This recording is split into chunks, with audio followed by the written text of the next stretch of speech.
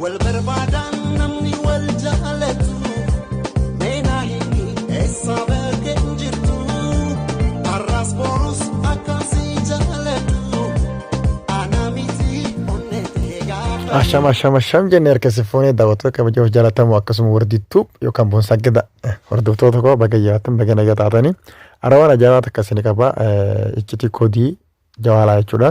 Namoonni baay'een jawalaa nama harkaa fuudhanii daqiiqaa muraasa keessatti firatti hawwilanii okkotan. Abbichi jawalaa immoo jawalaa kiyya nagaa jeetuun fuudhee okkotanii.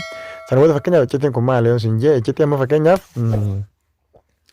icciitii amma kodii kana namoonni hunduuni beekanii icciitii kodii tanaa namoonni hunduuni beekanii maal jennaan icciitii kodii tana yeroo itti neete jawaaleen hawwilame jechuudha. Amma fakkeenyaaf yoon akkana godhee yaa maatii akkana godhee makka fakkeenyaaf kaala kana taate maal icciitii kodii namoonni beekan jechuudha. Agartee waan namu beekuuf haala kana goote okay yeroo itti taate yaa jawaalli kun ni hawwilama ashama kaatu hin jirre deemanii isaa haasa'e. Akkasii inni hawwilamaa jechuudha.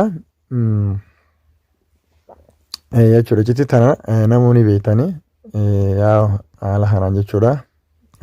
Kana torba yaa akkasii icciitii tana namoonni beekan jechuudha. Fakkeenyaaf haguu kana hawwilamee jira jechuudha.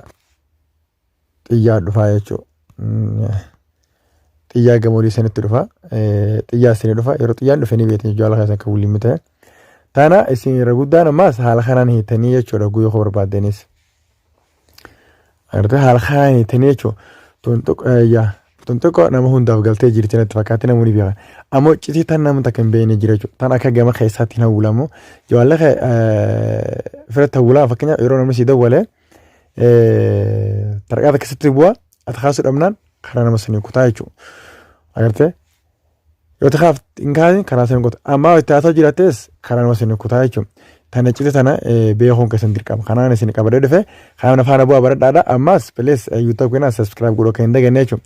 Fakkeenyaaf namoonni baay'een icciitii tana namoonni beekuutti hin jiru. Eegaltee haala kanaan jechuudha. Qabeetus kan beekne see baratta atti illee akka feegannaa goote jechuudha. Namoota feegannaa godhuu qabaa jechuudha. Agartee haala kanaan najmaa jaha takka najmaadhaame sana booda lakkoofsatti guurata. Amma kun beek nama keessaan akka firatti hawwiluu jechuudha. Kun alaamaa takka hin qabu jechuudha. Akkana firatti hawwilaan waa'ee alaamaa takka illee hin qabu beektanii akkana. Sana booda okay itti dhooyitaa jechuudha. Haala kanaan amma jawaalli gaa mana sidee salaagaa isaan qabu malee kan yoo firatti dawwalee nabiree kutaa jechuudha. Haala kanaan jechuudha. Haala kanaan yeroo firatti dawwalee jawaalli keessan hin beekamu ati fudhattoota deemtaani alaamaa takka isin agarsiisu waa takkas gubbaara isin agarsiisu. Kanaaf baay'ee dhiphatan jechuudha. Hayyee mee fakkeenyaaf akkamiin nama san beekuu dandeenyaadha. Nama gartee firatti hawwilee kan akkamiin beekuu dandeenyaadha. Icciitii nama firatti hawwilee jiraate namni sun jechuudha. Akkamiin beekuu dandeenyaadha. Lakkoofsa nama sanii jechuudha. Lakkoofsa nama sanii beekuun amma dirqama sanitti lakkoofsa nama sanii beekuu qabdanii jechuudha. Lakkoofsa nama sanii beektanii jechuudha. Nama sana booda egaa waan jawala firatti hawwiluuf gaafachuu dandeessanii jechuudha. Sigalee akkasitti akkana goota jechuudha karaa saniinis sigalee tana beekaa jechuudha. Tana beeknaan wanni isin rakkisaa takka hin jirtu jechuudha. Sana booda okeetti bilbiltaa jechuudha amma kanatti.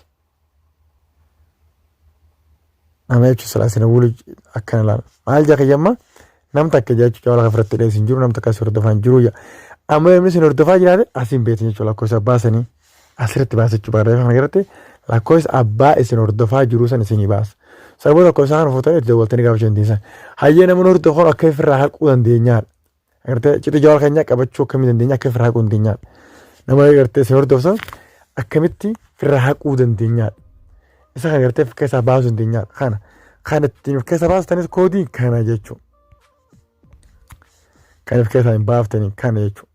Isin baay'een najmaa lama takka najmaa gootan jechuudha. Saka xiyyaati jechuudha. Kun ammoo kan guututti yoo jawala keessa namni abbummaan fedhe kara fedheenoo agartee isin seene firraa baasuu dandeessan jechuudha. Akkanatti itti dawwaltan jechuudha sana booda. Okey itti dawwaltan alaas waa takka hin jiran jechuudha. Bee jechuudha namni guutuun keessaa. Haala kana jechuudha. Kana dawwal kan hojjetamu baroonni irraa ammaa harka isin qabu kanuma. Koodii biraatiin hanga oltachaa nutti YouTube kiyana subscribe godhu akka hin dagan. Please kanuma seenjaa ammas kodii haala biraatiin agartee yookaan akkamitti haala itti namni isin fageenya irraa fi echoo kan jawala bireen keenya fageenya kuisin qabdee dhufaadha yeroo biraa viidiyoo biraatti hangeessitu isin subscribe ka gootan kabajaan isin gaafadha.